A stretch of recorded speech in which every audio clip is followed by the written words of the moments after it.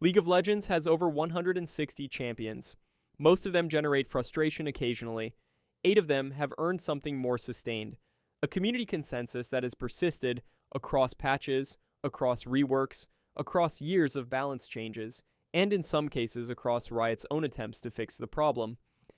Here are the 8 most hated champions in the game's history, ranked from the ones that made people angry to the one that made professional casters lead arenas in chance. Let's break this down. Zoe. She finds it funny. The aspect of Twilight's lore establishes her as a cosmic being who has witnessed the rise and fall of civilizations across Runeterra's history, finding the entire proceeding endlessly entertaining. And her in-game personality communicates this through voice lines that treat every kill she secures as a delightful accident in a game she is playing at a difficulty level far below what she finds genuinely interesting. The gameplay hatred for Zoe is built around the specific combination of her E and her positioning.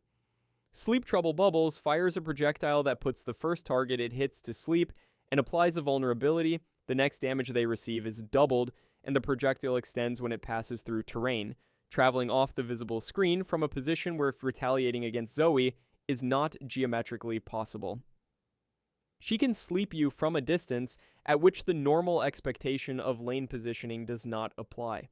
Her W Spell Thief picks up summoner spells and active items dropped by enemies and allows her to use them herself, which means flashing away from Zoe can result in Zoe having a flash. Her Q fires from her current position and from where her E lands, allowing her to deal damage from 2 locations simultaneously. The community's specific frustration with Zoe is the combination of her astronomical skill ceiling. The champion's full mechanical expression requires predicting trajectories at distances that most players cannot consistently process, and her aesthetic, which presents all of this as casual play by a bored cosmic child who is not trying particularly hard. Yasuo. Every team has a Yasuo who is going to carry and then went 0/10 first. The Unforgiven's specific position in League of Legends' community hatred is unique because it operates from both directions simultaneously. The enemy Yasuo, who has hit his core items and becomes a nearly unkillable mobile damage dealer with a windwall that blocks all projectiles, and the allied Yasuo, who spent the first 15 minutes finding creative new ways to die, and is now expecting the team to group around his next comeback attempt. His kit contains legitimate power in his passive, double critical strike chance, his Q wave clearing and dashing capability through minions and champions, his E repositioning on marked targets, his windwall that physically prevents an entire category of damage from connecting, and his ultimate that requires an airborne setup from an ally or himself. The design demands a specific combination of mechanical execution and game sense that the champion's fantasy attracts players who have one but not the other in unequal proportions. His reputation as a champion played by people who die repeatedly and then have a game-deciding power spike. If the team can keep them alive long enough, is accurate to enough real-game experiences that the community codified it into the phrase 0/10 power spike. The specific irony of a champion who feeds 10 kills to the enemy early and then becomes their most dangerous threat if the late game arrives. The hatred is structural. Yasuo games rarely feel normal in either direction. Shaco.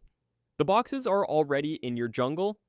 Shaco's specific brand of community hatred exists in a different register from most champions on this list.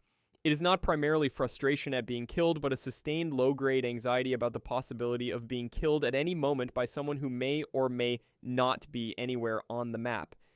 His Q, Deceive, allows him to become invisible and reposition, making it impossible to confirm his location after he enters a brush.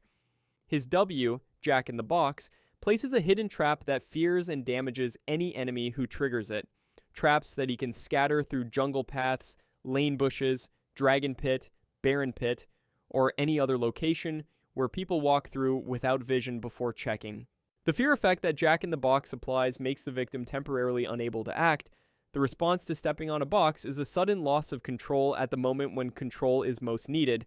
His ultimate clones him into 2 versions of himself. The clone capable of dealing damage and being player-controlled, with the distinction between the original and the clone of being a puzzle that a significant number of interactions with Shaco at lower skill levels do not resolve correctly. The community's hatred for Shaco extended to the specific frustration that he was annoying regardless of which team he was on. An allied Shaco was a teammate who disappeared from every fight, placed boxes in locations that did not always align with the team's objective priorities, and made the team's map control difficult to read. Fizz. He uses his third ability to become untargetable mid-fight, not briefly, not conditionally, but as a standard mechanic that is available every time it comes off cooldown at whatever level the player chose to put points into it. Playful Trickster has Fizz leap onto his trident, become immune to all targeted damage and crowd control for its duration, and then slam down on a nearby location. The untargetability is the specific mechanic that generates the largest portion of Fizz's community frustration.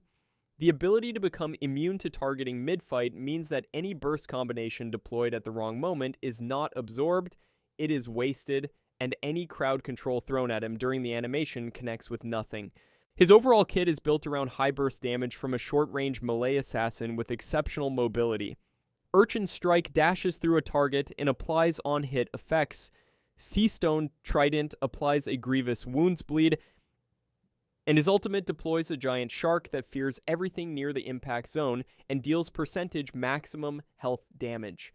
The combination of his mobility, his untargetability window, and his ultimate's percentage health damage, which scales with the target's maximum health rather than their current health, means he is effective against targets who have built defensively to survive assassination.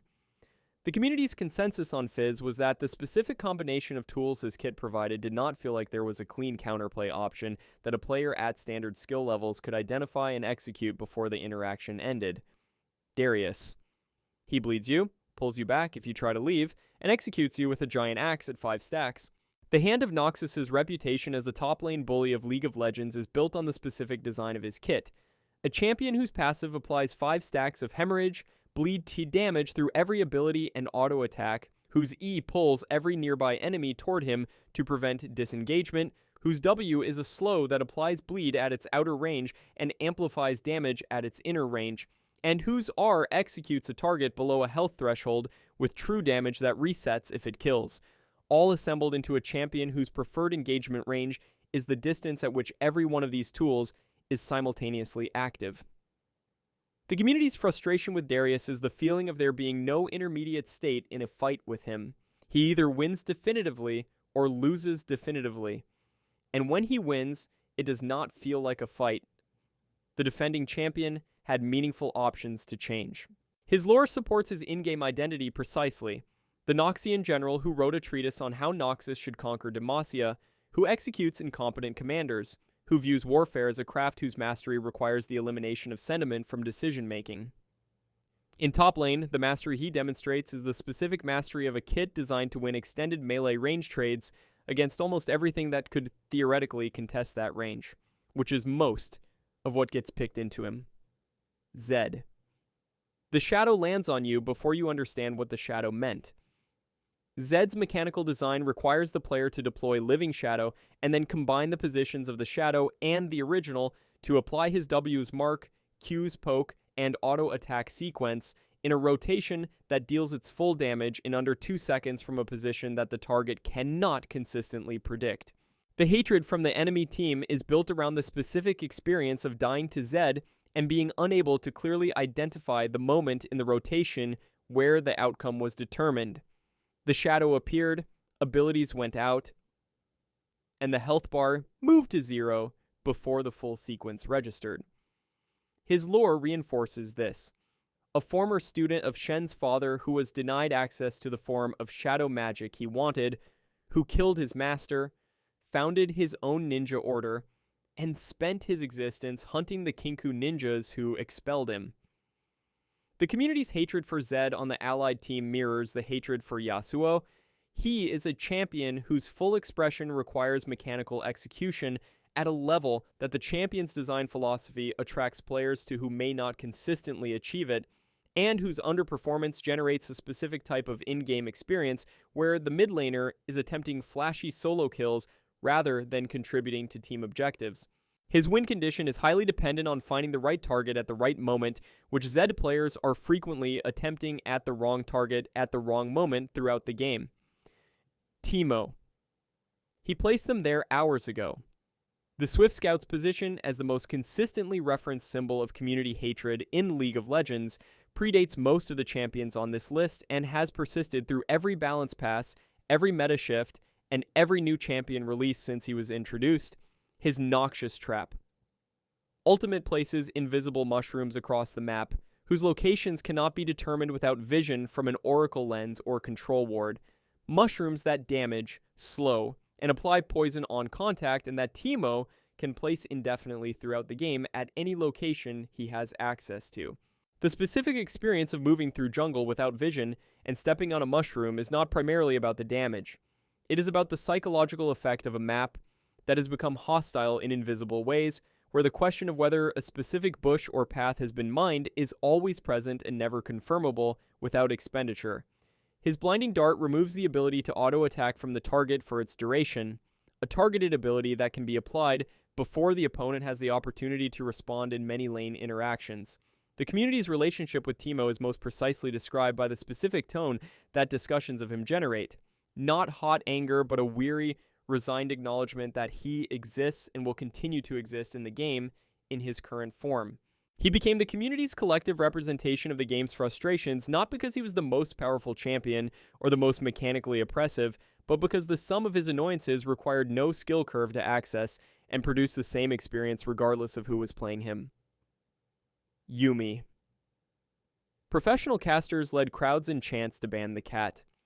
That specific event, commentators at Major League of Legends tournaments encouraging arena audiences to vocalize their desire for Yuumi's removal from the game, is the most precise documentation available of the scale of community sentiment toward a single champion.